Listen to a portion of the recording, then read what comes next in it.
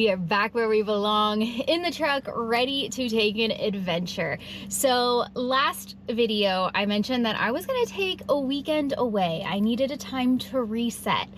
And originally I had this grand plan of this pretty big trip to Kanab, and I just was waffling and super indecisive about where I wanted to go, what I wanted to do. And after some self-reflection, I realized it's because I just want to stay home. I am in my last 30 days of having a house. The last 30 days of living in a place that I have lived for 6 years. And I kind of just want to enjoy it. I want to have cozy, slow mornings and enjoy my Christmas tree. I want to drink a glass of wine and put my front porch decorations up.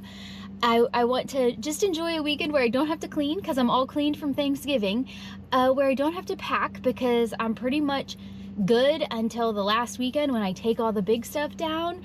I just want to enjoy a weekend, but that doesn't mean we don't adventure still. So I've got an adventure dog that doesn't do well with just lazy weekends. So we're gonna do some mini adventures, and today's adventure we are visiting an old mine and eating some kolaches. So the title of this video is actually, I sing it to the title of the song. Put some guesses down below if you know. But anywho, we are headed out to South Mountain where we're gonna hike to a mine, and we're gonna bring you along, and then we're gonna bring you along to one of my favorite kolache places to just celebrate and have a little old mine and kolache day. So let's go. You can hear it is very busy here. I am parked on the road because it does look like the trailhead's closed. You do usually have to park on the road if you're not coming bright and early, just because it's a really small trailhead. But this particular trailhead is now blocked off. It looks like they're building some homes there. So we're just parked on the street, and there's a sign that says trail access this way. So we're gonna go ahead and walk that way. It's through a little neighborhood to get up to the trail. But this is the Ahwatukee foothills side of South Mountain. And what is wild, when I first moved here, there was a 2-lane highway that legit tumbleweeds came across when you would come over to this side. Now there's an 8-lane highway, and there are so many homes going up. I love Arizona, but that is like, it breaks my heart when all of the homes are just encroaching even more into the desert. So kind of breaks my heart a little bit to see how much is getting ready to be built over here. But what are you gonna do? So, all right, I'm gonna lock up the car, and we're gonna see if we can find the trail.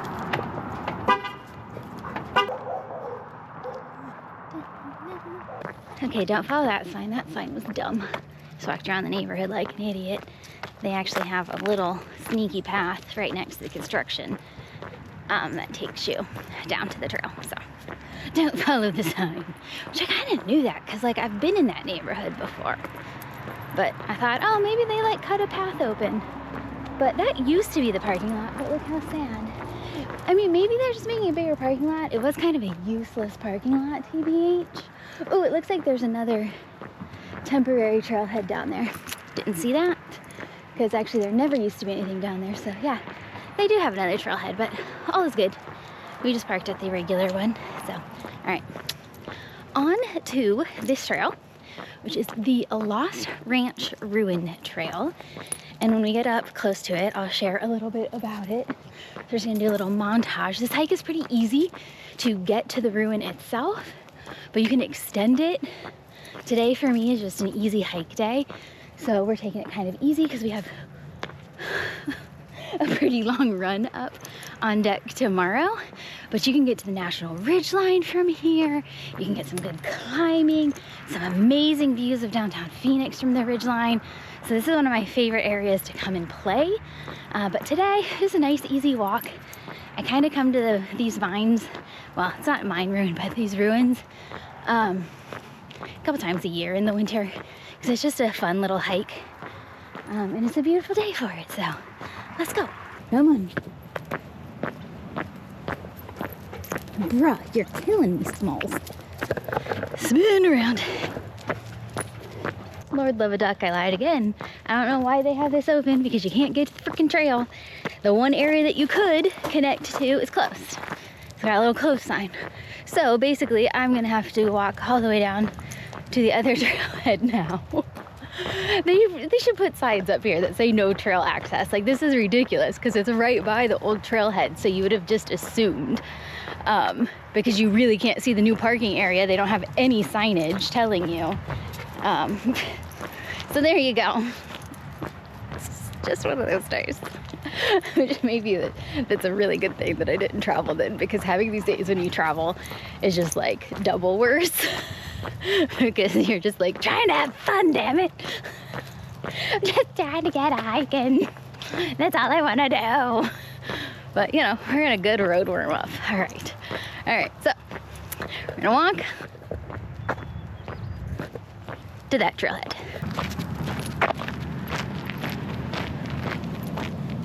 I actually thought for a second there that they didn't do a connector trail, but they did. It just kind of blends in with another one. So they did put a little connector trail from that Bercia Canyon to Lost Ranch ruins. So now we're back towards where we parked, but on trail this time. So, all right, let's go on a hike. And go this way. If you see that zigzaggy trail right there, that is actually one of my favorite trails in Phoenix. It gets you up to the National Trail, and it's super spicy, but it's just like one of those climbs that like it's steady and solid and feels so good. We're not climbing that today. We're going in the canyon here. But I actually think trails in Arizona are technically harder than like just normal trails in Colorado. And as a person who has spent a lot of time in Colorado, I like jokingly call our mountains like small or large hills now, because like they're just nothing like Colorado trails. But because they're so rocky and because our mountains are smaller, the trails to get up them are just straight up most of the time. They're like very, very little switchbacks. And so then they're loose and rocky and just technical. And it's not if you sprain your ankle, it's when. So our trails they're spicy and fun in a different way. But I definitely admit I much prefer Colorado trails. But there's a certain beauty in the desert and desert trails. And that ridgeline is one of those that's just, she's a stunner. All right, we're in the canyon. Way up in the distance, you can see the ruins behind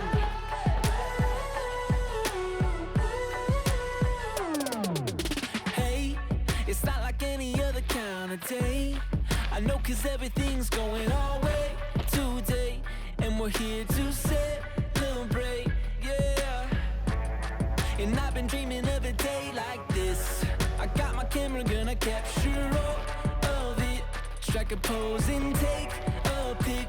'Cause when we're old, I wanna look back and think this is the life.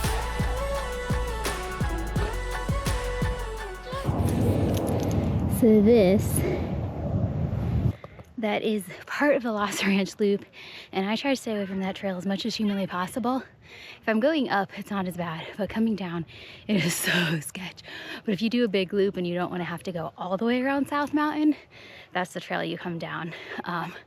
But it is sketchy, it is steep. There's somebody coming down it now, and yeah, you basically like crawl down. It's so steep and just loose, scrambly rock. Up isn't too bad, although it's a butt kicker. Anywho.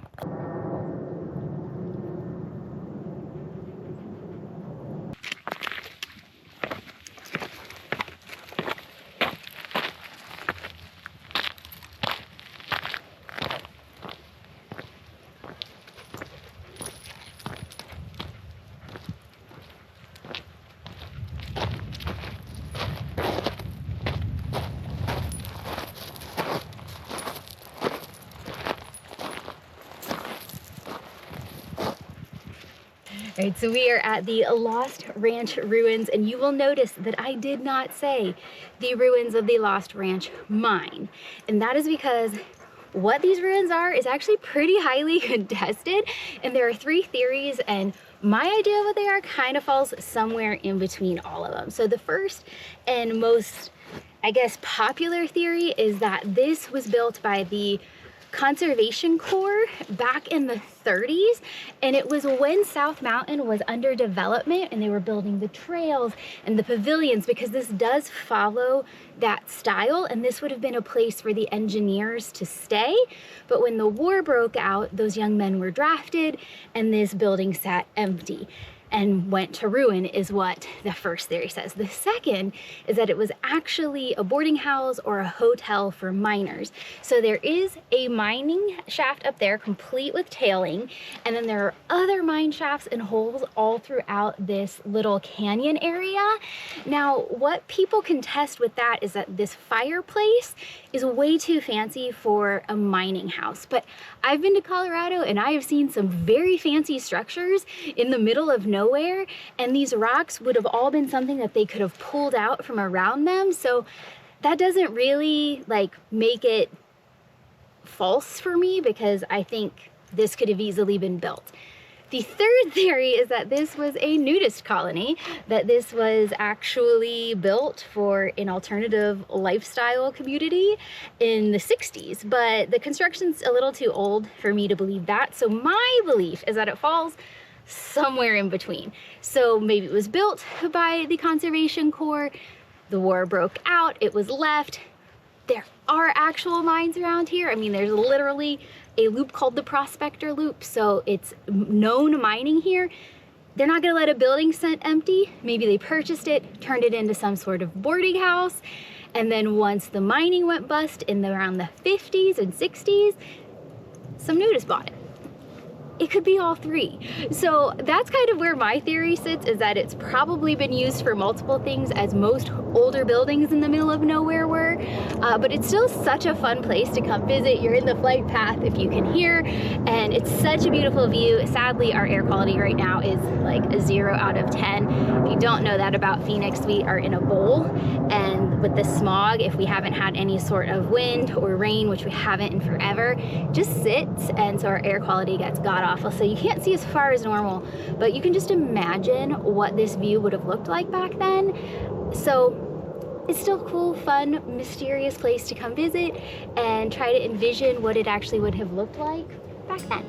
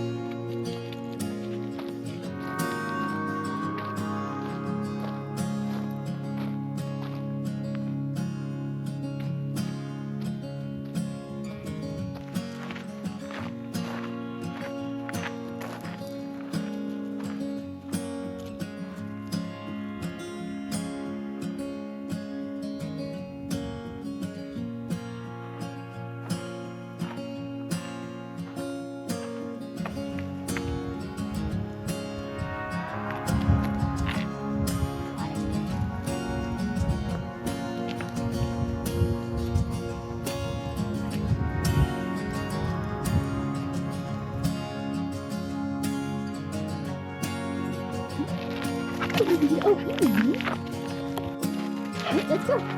Come on.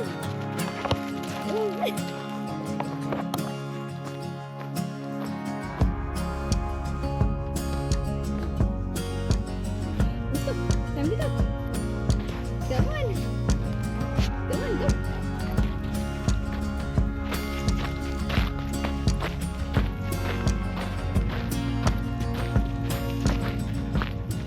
So we actually had come in the back way just because there was a family up here and I wanted them to enjoy it. So the trail actually splits off right down here, goes down into the canyon a little bit, and you can take that spicy, dicey trail up, or you can just kind of cut around like I did from the backside into the last ranch. But the trail up is actually just pretty gentle and easy, but I didn't want to interrupt the family taking their photos and stuff. So we are headed back down, back to the car.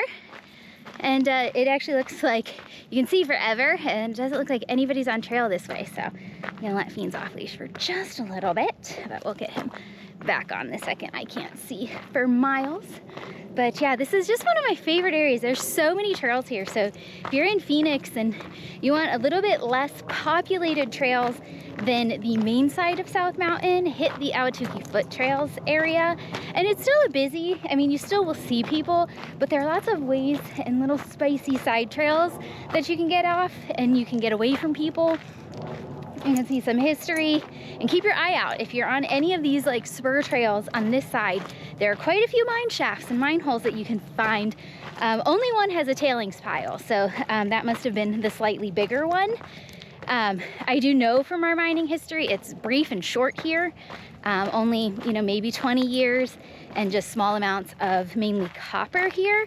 But, you know, it was enough to make some money for some people, and maybe keep the last ranch alive. Who knows?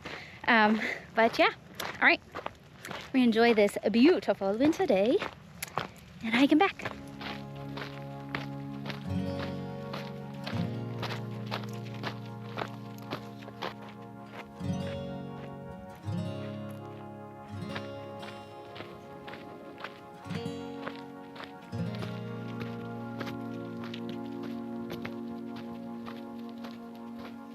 Made it back to the car. It was a little under 4 miles with all my lollygagging. It's usually only about a 2.5 mile hike, but you know, I took lots of side tracks. But made it back to the car. It is actually very warm. I'm gonna put the AC on, and then we are gonna go get a special treat before we head home. I never thought after yesterday with Thanksgiving I would want a special treat, but I do. And you're coming with me. I'm actually just generally not over in this side of town, so when I am,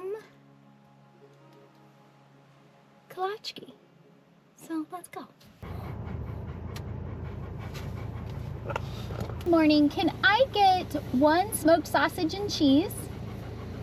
I'm actually all out of those ones right now. We're making some, but it's gonna still be about 10 to 20 minutes. No worries. What savory ones do you currently have? I have smoked chicken and cheese, which is probably the closest right now, or the Kolache hot dog. Thank you. Have a wonderful day. Thanks, you too.